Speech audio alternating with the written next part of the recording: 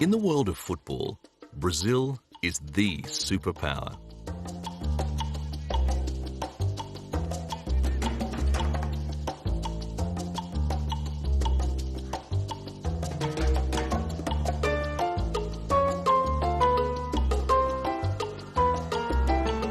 Thousands turn out just to watch them train. Today's Brazilian team contains superstars like Ronaldinho, Kaká, and Robinho. In Brazil, football is in the blood, and it has been like this for generations. From the beaches of Rio to the back streets of Sao Paulo, there is always some sort of game going on. This passion for the game has produced many champions. But there is only one man who is known as the king of football, Pelé.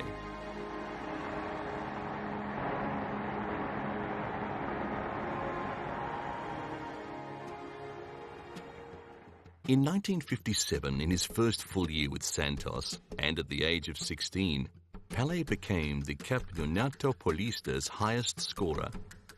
He remained the league's top scorer for 9 consecutive years.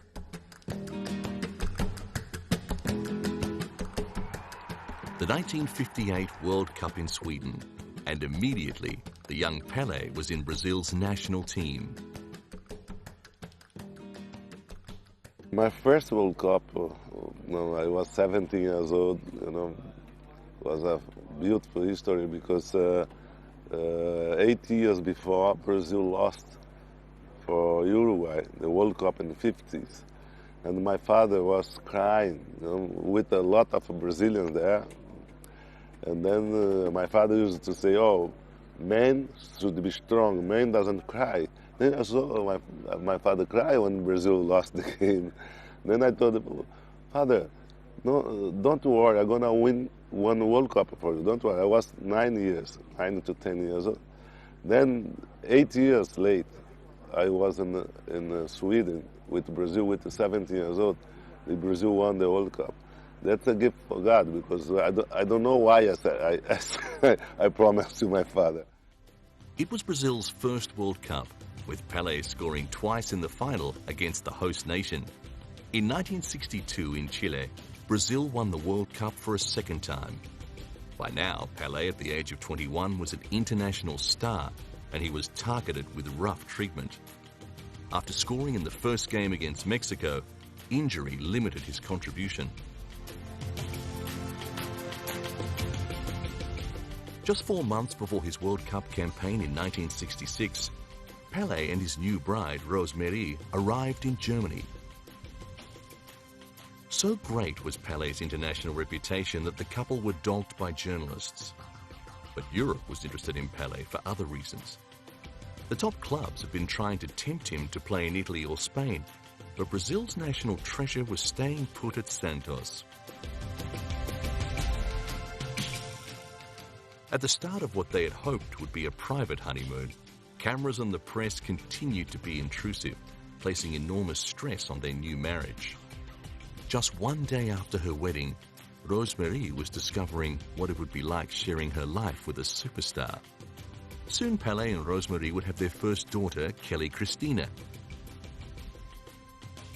The 1966 World Cup tournament was held in England, and having won the 2 previous cups, Brazil were the outright favourites. 6 of Pelé's Santos teammates were in the Brazil squad.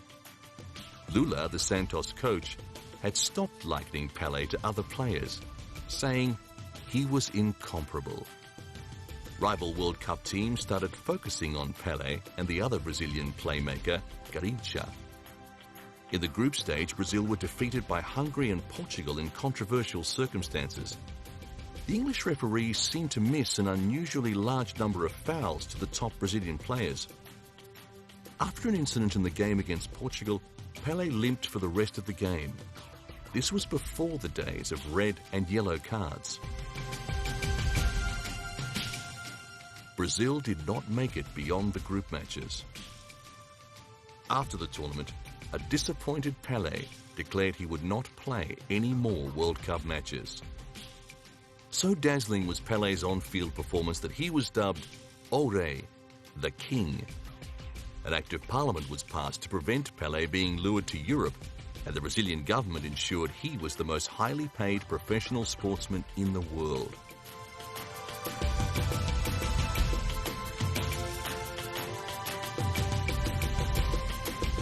A wax effigy of Pelé was displayed in London, and he found himself moving in exalted circles.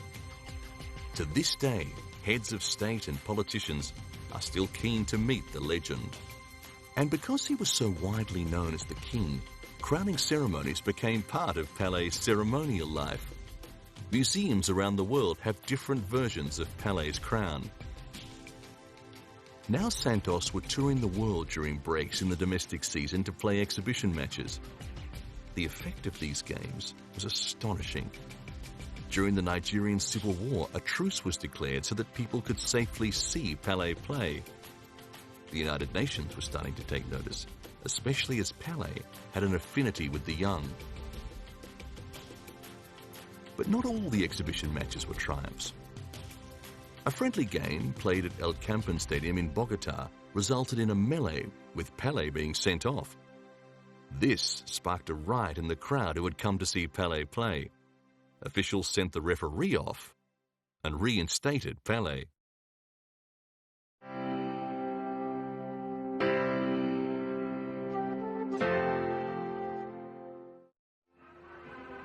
In November 1969, Pelé had scored his 999th goal. And in an away game against Vasco da Gama, the crowd were keen to see the Molissimo, Pelé's 1,000th goal. When Andrada, Vasco's Argentine goalkeeper, prevented Pelé's first attempt, the crowd in Rio's Maracana Stadium were furious. Even Vasco da Gama fans.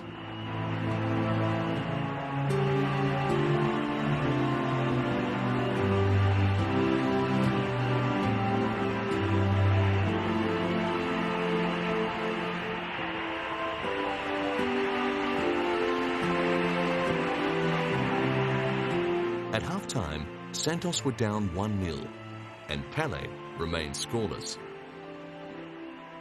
Vasco were desperate to prevent Pelé scoring, with their full back even heading an own goal to keep Pelé from his record. Scores were now level. But after Pelé was brought down in front of goal, the referee pointed to the spot, and history was made. 80,000 fans were jubilant. Both Vasco and Santos supporters acknowledged the king of football. High fences around the ground prevented spectators invading the pitch, but there were so many journalists and photographers there to record the moment that Pelé was swamped. Across Brazil, people would remember where they were for the Molissimo. In the second half of 1969, the Brazilian team was back into qualifying matches for the upcoming World Cup. The final match of the South American qualifying round was against Paraguay, in front of a home crowd in the Maracana Stadium. Though Brazil was undefeated in the qualifiers, Paraguay was just one game down, and a loss for the home side would see the two teams on equal points with the need for a playoff match. The crowd of 183,341 remains a world record attendance for a qualifying game.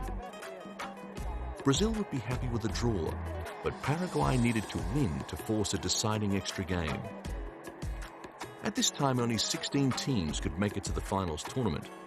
With England as the current cup holders and Mexico as the next host nation, both guaranteed positions, the contenders were playing for only 14 spots. At half-time, neither side had managed to score. As the second half got underway, the light was fading. Finally, in the 78th minute, Gerson on the left made a shot on goal that bounces off the goalkeeper and is put away by Pelé.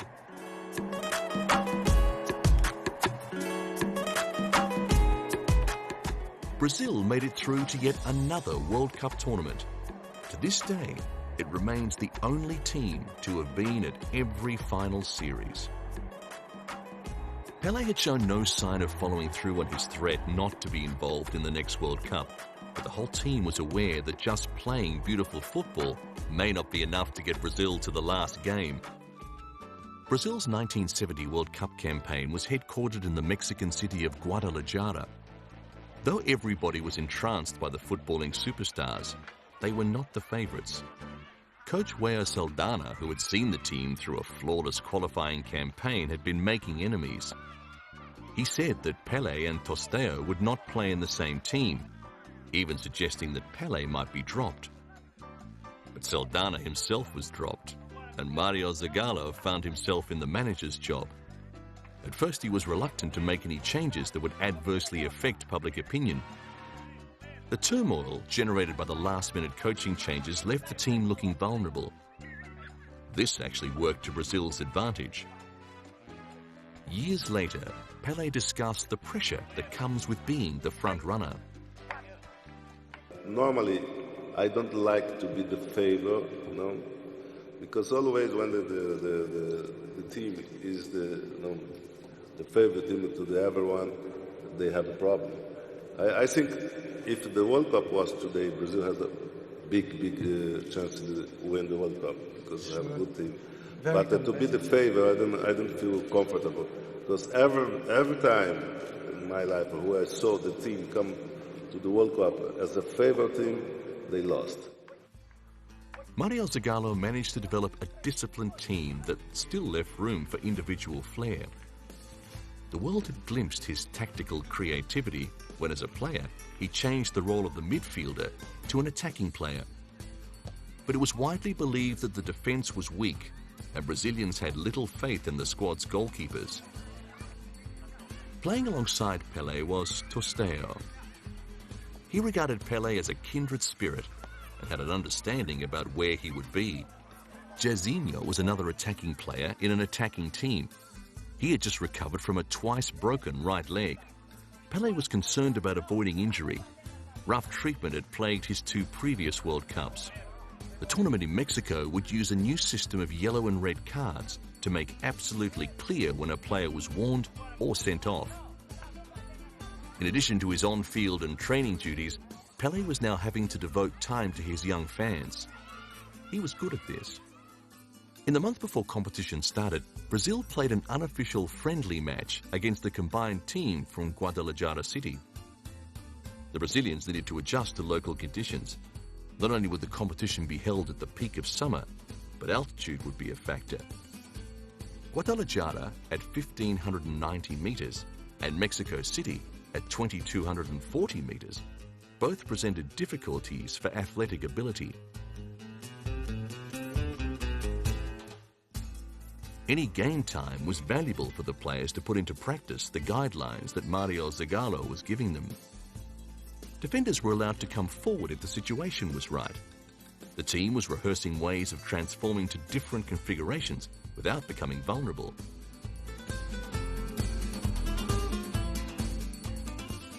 Brazil would be in Group C with Czechoslovakia, Romania, and the big threat England, the defending champions. The crowd at the Estadio Jalisco watched in awe as Zagallo's system kicked into action. The well-drilled team that still made allowance for players of genius was being watched closely by other World Cup teams too. England, who had a reputation as the best defenders, still felt that although Brazil had a devastating attack, they were fragile at the back. Critics were saying that a team of champions is not necessarily a championship team. Not many believed this, except the nervous audience back home in Brazil. In the end, no one was surprised that Guadalajara City went down to Brazil 3-0, with Rivelino, Clodoaldo and Pelé all scoring goals.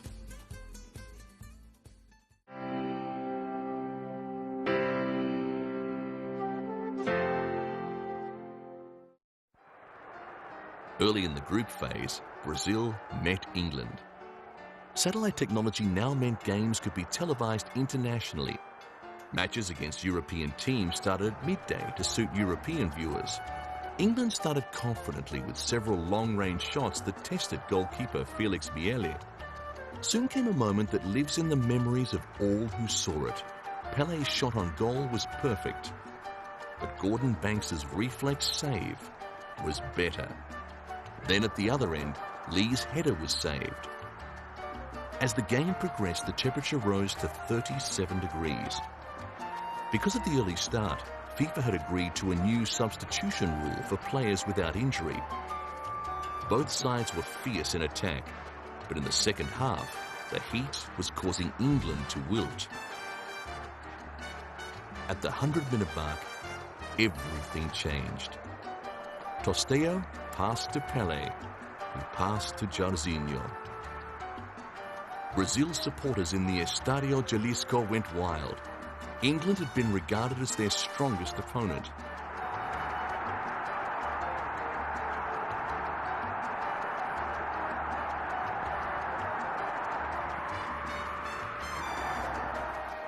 But England were not finished. Manager Alf Ramsey brought on Astle and Bell for Bobby Charlton and Francis Lee, and the team went all out for the equaliser.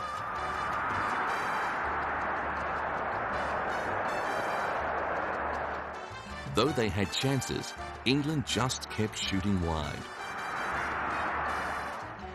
Brazil kept trying for some insurance, but in the end, Jairzinho's goal was the only score. In the final, Brazil dominated against a tired Italy. They triumphed 4-1. Brazil had won the Jules Rimet Trophy for a third time.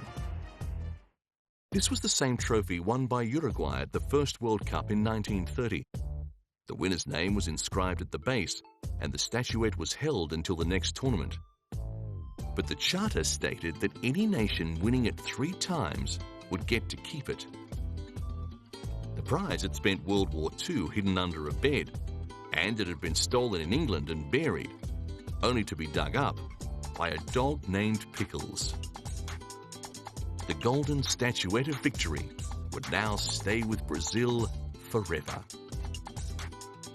But nothing is so simple. In 1983, the Jules Rimet Trophy was stolen from the Brazilian Football Confederation's headquarters in Rio. Though the thieves were caught, they had melted the trophy down, and the prize that Pelé and his teammates had worked so hard to win was lost forever. On July 18, 1971, Brazil played Yugoslavia in another landmark match. Pelé had announced that he was retiring from the national team, and more than 138,000 packed the Maracanã Stadium to see Ori wear the Brazil shirt for one last time. During his long career, Pelé had set many records, but this was different. The outcome of the match was unimportant, though Brazilians assumed that their team would win. Yugoslavia was a worthy opponent. The nation had fielded a World Cup team for the first competition in 1930, and at that time they had performed well in 5 World Cup tournaments. But the sight of the legendary number 10 jersey on the field was irresistible. The Yugoslavs certainly knew they were in hostile territory. Every time Pelé went near the ball, the crowd went wild. Brazil would come out victors 2-0 with goals to Revellino and Gerson. Even though the king did not score, it didn't matter. After the final whistle, he was swamped by the press. Like so many times before, the crowd had come to see Pelé. He paid tribute to the Maracanã with a lap of honor.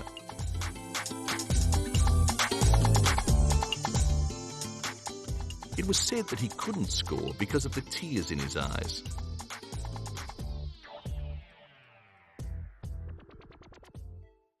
On a television show, Pelé explained why he was retiring from the national team. Olha, é o seguinte, eu acho que a gente deve saber quando parar, né? E eu dei tudo mesmo na minha vida ao futebol brasileiro, à seleção brasileira. E entendi que agora, depois do tricampeonato, chegou a hora de eu deixar, entende? Eu completei 30 anos agora, não alcançaria chegar a outra Copa do Mundo, que é em 74 na Alemanha. Se chegasse, talvez eu só iria começar. Então, eu resolvi dar oportunidade à seleção brasileira. Then viewers got a glimpse of an experiment with a new career path. Meu bem,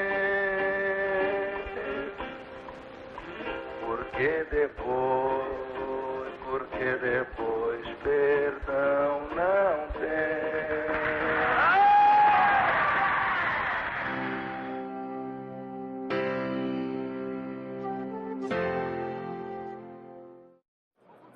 Santos continued to play international exhibition games to show Pelé to the world. This match was against the Egyptian national side, the Pharaohs. Pelé was still playing well, and he could still draw a crowd. Never has a player been so strongly associated with one club. Pelé had helped to make Santos a dominant force in football, and Santos had made Pelé the best-paid sportsman of his day. Yet there were problems with the king's finances. Unscrupulous business associates had sent him broke once, and Santos had helped him re-establish himself. Pelé now had investments in a range of places to ensure against any recurrence of his previous money problems. He was also guaranteed a share of the proceeds from Santos's off-season tours around the world, and he was starting to look beyond playing to the next stage of his life. A sportsman's playing career is necessarily short, and Pelé recognized that he was slowing down.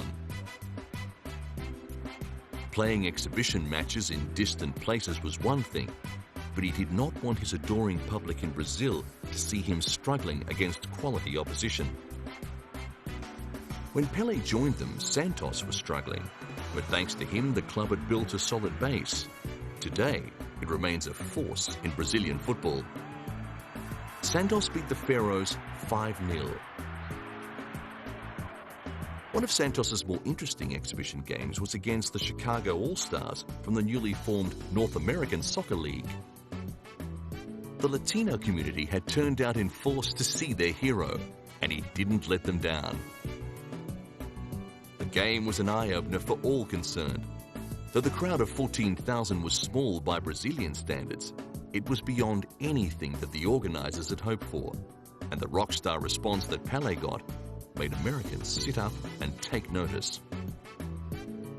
Head of the NASL was Phil Woosnam, a former West Ham United player. He needed stars like Pelé to lift the profile of soccer in the US, and he made the king a lucrative offer. But Pelé was now looking toward retirement and declined. He would not finish his career playing on AstroTurf. To avoid being mobbed, Pelé was summoned from the field early. Santos won 5-1. After Pelé finally retired from Santos in 1973, he started on a project that remains close to his heart to this day. He began a series of training clinics around the world. He said, "I want to bring soccer to the countries where it is undeveloped." He was passionate about this, and he knew his fame would attract big numbers. This skills and fitness session at the old Empire Stadium in the Maltese capital Valletta drew not just boys wanting to learn from the master, but there were several camera crews, and the seats were full. This emphasis on fitness had been important to Pelé's success. After receiving injuries early in both the 1962 and 1966 World Cup campaigns, he had to focus on regaining his full capacity via specially tailored exercises. But he understood that front-runners would also get more injuries, many of them not accidental. Being fitter than your opponent meant that you had a better chance of avoiding damaging situations on the field. Though skills work with young players became a theme in Pelé's life, he was about to confront new difficulties that would change his plans. As a minor shareholder in a rubber company, he had signed a document making him responsible for a corporate bank loan that had gone bad. For a second time, Pelé faced bankruptcy. Soon he and Rosemary were in New York signing a contract worth $4.5 million to play for the Cosmos in the NASL. This was a huge advance for the game in the US, but the people of Brazil were outraged that their hero had sold out to the Americans. However, Pelé had driven a hard bargain. Cosmos owners Warner Communications, as part of the deal, had agreed to establishing a football school for poor children in the Santos area. By the time the king ran onto the field wearing green and white, it was revealed that he had also insisted on a Brazilian-US program for the exchange of coaching expertise across a range of sports. The New York Cosmos were investing in big names. Germany's Franz Beckenbauer, the Kaiser, was also playing in green and white. Like Santos, New York Cosmos embarked on a series of high-profile exhibition matches. This one was against hard-hitting Italian team Lazio.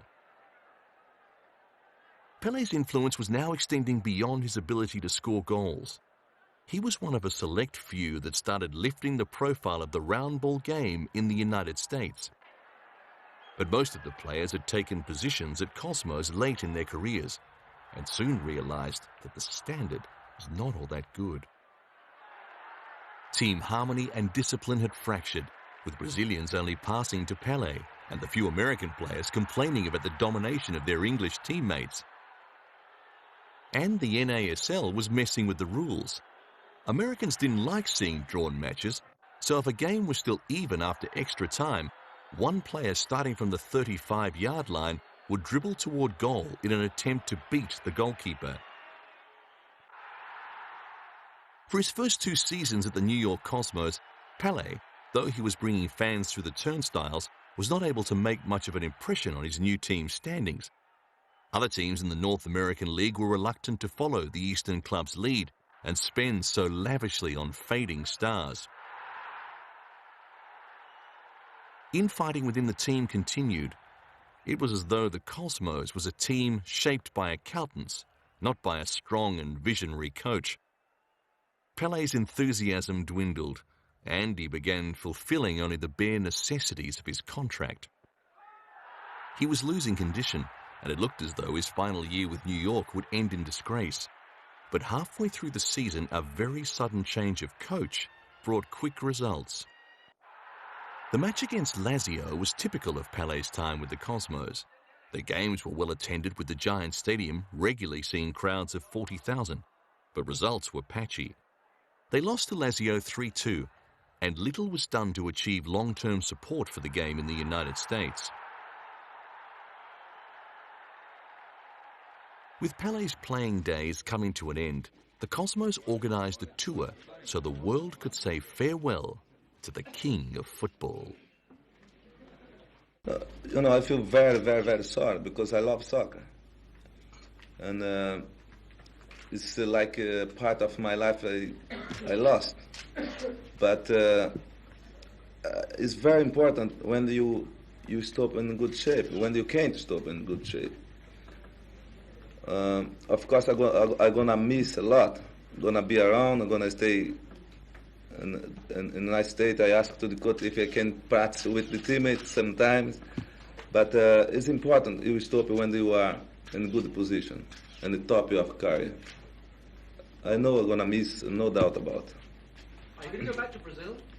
Yes, October I'm back to Brazil, and gonna do things there.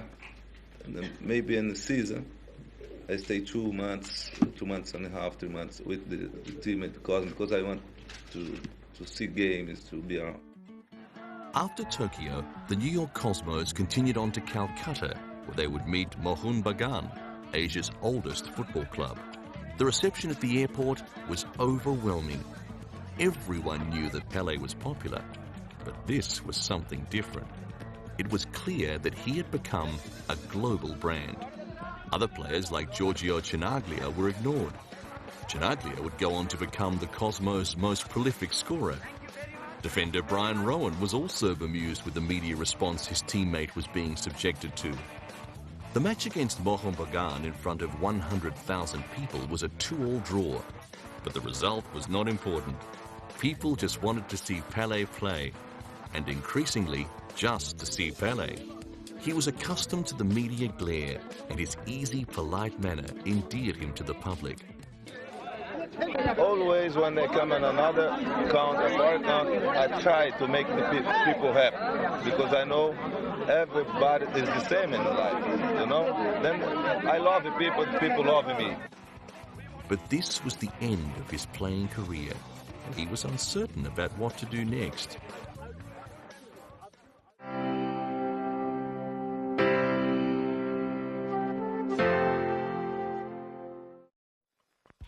In conjunction with soft drink maker Pepsi, he embarked on a series of youth clinics to nurture talent in economically deprived parts of the world where plentiful talent was limited by lack of opportunity.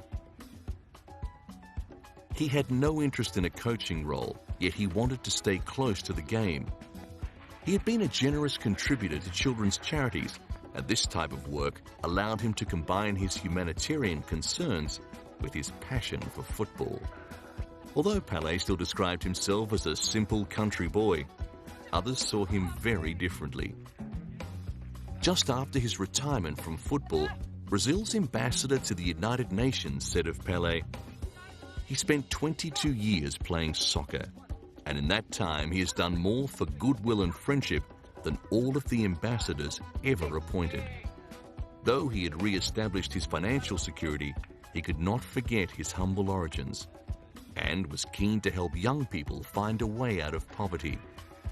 Here in Kenya, football had huge grassroots popularity, and although the athletic ability of the young players showed great potential, none were making the jump to international teams. Pelé had influenced young people's attitude to the game in Brazil, and he was working to have players from developing countries take on a similar role. This became a media quest to find the next Pelé. And to this day, talented young footballers are burdened with the epithet, the new Pelé. But for Pelé, these types of football clinics were about more than just improving skills. He believed to be a good player, you had to be a good person. These training exercises should also build character. Years later, he explained to young people in Mexico advice from his father that had guided his life. Cuando empecé a jugar, mi papá me decía siempre, oiga, tú quieres ser un gran jugador, tienes que se preparar, porque el don de jugar fútbol, Dios te lo dio.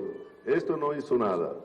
Ahora, si tú fueras siempre un buen muchacho, un buen hombre, siempre respetando la persona, siempre respetando el oponente, ahí sí, usted va a ser un gran jugador, porque tú vas a ser mejor hombre de que deportista. To celebrate his 50th birthday, 17 years after he had left the New York Cosmos, a charity match had been organized. Milan's San Siro Stadium was the venue, and a healthy crowd was there to see the king once again. He'd been in training, so he would not disappoint his fans. Pelé led a Brazilian side against the rest of the world team. The match was such a success that it would be the first in a string of similar charity matches. Pelé's work with youth has been a constant throughout his life, and he still retains a peculiar aura.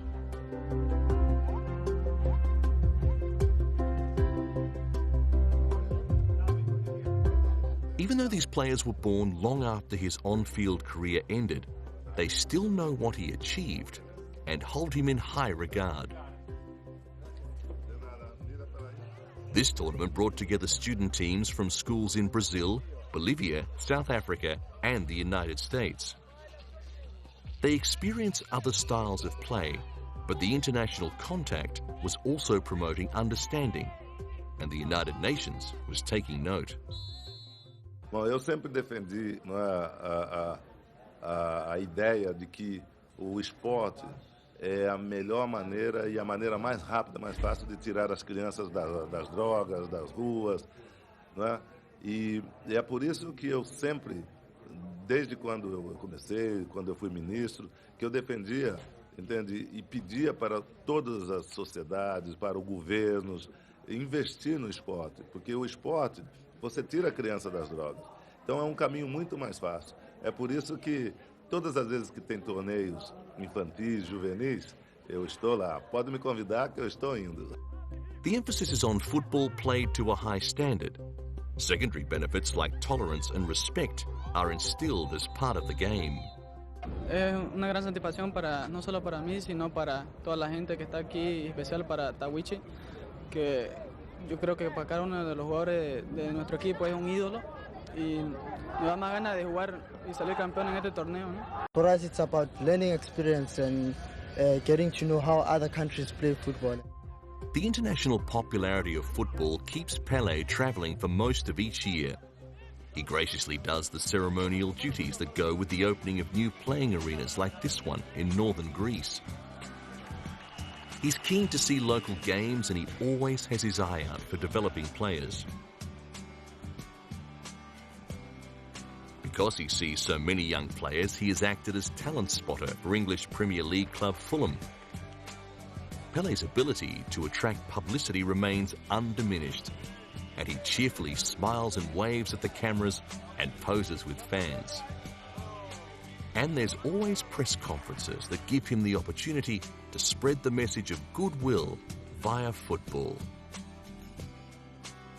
As you know, the football is, the way to put people together. And today, the biggest family in the world is the family of football. FIFA has more associated than UNESCO, than the ONU. In 1992, in Rio de Janeiro, a special tournament was organized between underprivileged children from Kenya and Brazil. But this was just an adjunct to a much larger event, the Rio Earth Summit. And Pelé's role had changed as well. He was now acting as a UN ambassador for ecology and the environment. His travels had allowed him to see firsthand some of the problems experienced in the world's less developed areas. Pelé's message was expanding. He had come from poor origins, and he instinctively understood the need to improve living standards around the world. But now he was linking this to the quality of the environment. His young audience had heard about ball handling skills outside. Now he was talking about clean water and clean air. This was a role he took seriously. During a meeting with the German Chancellor Gerhard Schröder, he returned to the environment. Tem uma mensagem muito importante para dar para todo mundo, que é o problema da água no mundo. Nós, daqui a 20 a 25 anos, podemos ter um grande problema de água em todo o mundo.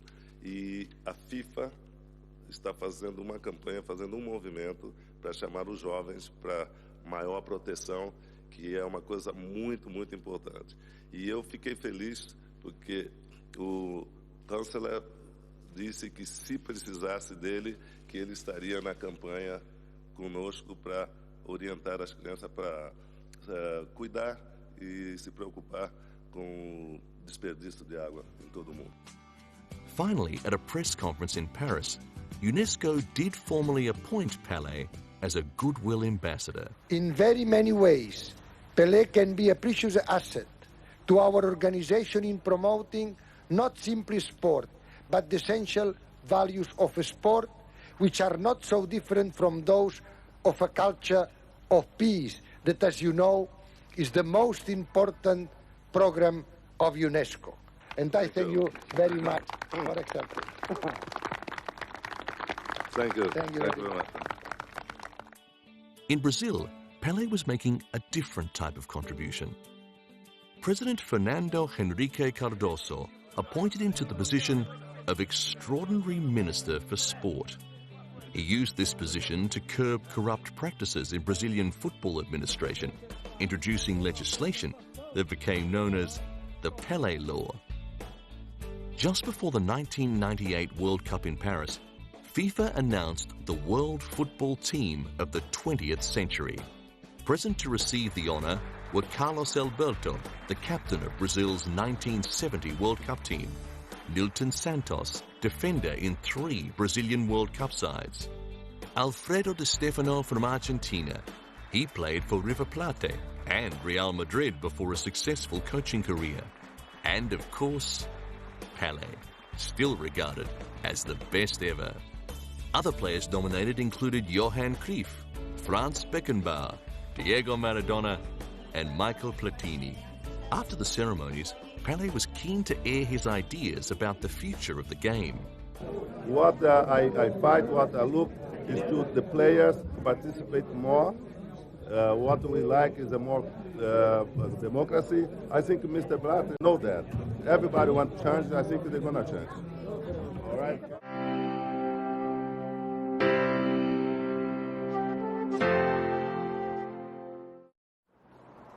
Honours just keep flowing for Pelé. When the streets outside London's Buckingham Palace were festooned with Brazilian flags, it was to mark the awarding of a knighthood to Pelé for his humanitarian work. Pelé was now an honorary Knight Commander of the British Empire, and he was mobbed the following day at a function at Chelsea's Stamford Bridge home.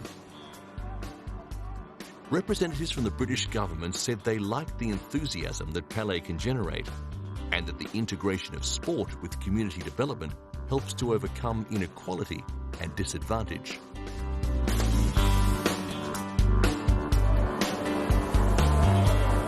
There is one team of young players that Pelé watches very closely: Brazil. During the lead-up to significant tournaments when Brazil are preparing, Pelé is usually there. Naturally, he loves Brazil and he keeps an eye on players' form, understanding who they will be up against in opposing teams. But sometimes he's called on as a mentor. Ronaldo's career bears similarities to Pelé's. He burst onto the scene at just 17 and went on to World Cup glory. And, like Pelé, he suffered serious injury. He ruptured a tendon in his right knee during a match with his Italian side, Inter Milan.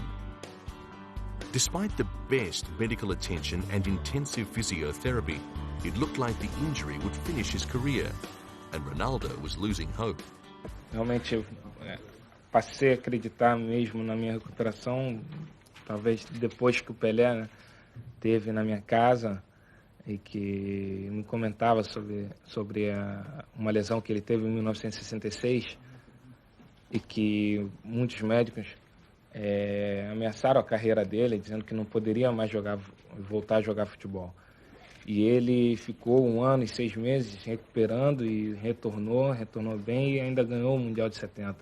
E essas histórias realmente me motivaram, essa principalmente me motivou para eu não desistir e para eu continuar lutando para recuperar.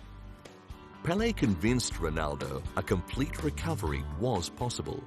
Se fizer um bom trabalho com ele, não forçar a obrigá-lo a ser o Ronaldinho, a ser um Pelé, ou a ser um Maradona, ou a ser quem for. Se não obrigar, deixar ele jogar normalmente, eu acho que ele volta a jogar o seu futebol. He did, and went on to win the FIFA Player of the Year award for a second time. The lead-up to the Beijing Olympics saw Pelé at the Forbidden City. Rio de Janeiro was in the running to become the host city for the 2016 Olympics, and Pelé was in Beijing as goodwill ambassador, lobbying his capital's proposal.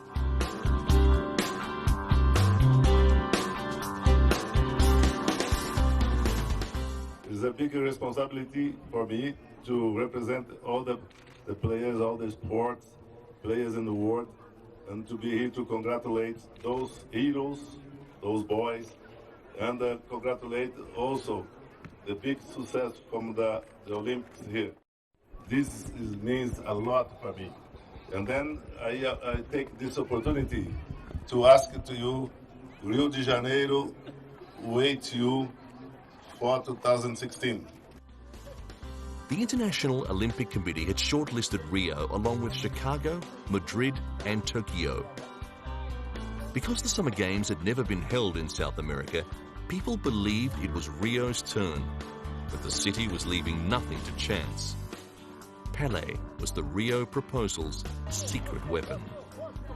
Para meus amigos brasileiros, é uma responsabilidade muito grande estar aqui representando o nosso Brasil, lutando para conseguir a Olimpíada para o Rio de Janeiro, se Deus quiser, não só para o Rio de Janeiro, para o Brasil, mas para toda a América do Sul. Se Deus quiser, nós vamos conseguir. Começamos com a luta aqui e vamos seguir em frente. E eu fico feliz porque vocês veem que ainda o povo todo me respeita depois de todo o tempo que eu parei de jogar futebol. E eu espero não decepcionar. E se Deus quiser, nós vamos chegar lá. Obrigado. At another press conference during the Beijing Games, Pelé was back with a team and a slick presentation. Rio had tried for the Games in 1936, in 2004, and in 2012. And there was a feeling of inevitability building around this proposal. Having recently hosted the Pan American Games, Rio already had much of the sporting infrastructure in place, and the country's rapidly expanding economy meant that an Olympic budget was well within reach.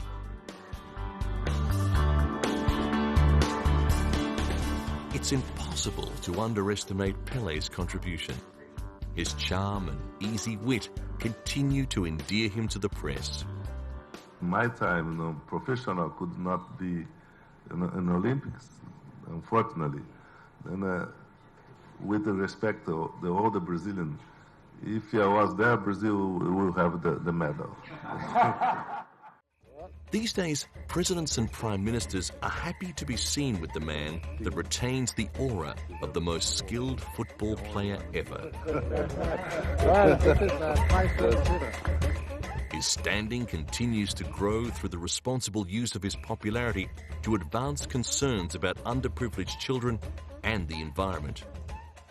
Rio de Janeiro won the 2016 Olympic bid, and Brazil will also be hosting the 2014 World Cup.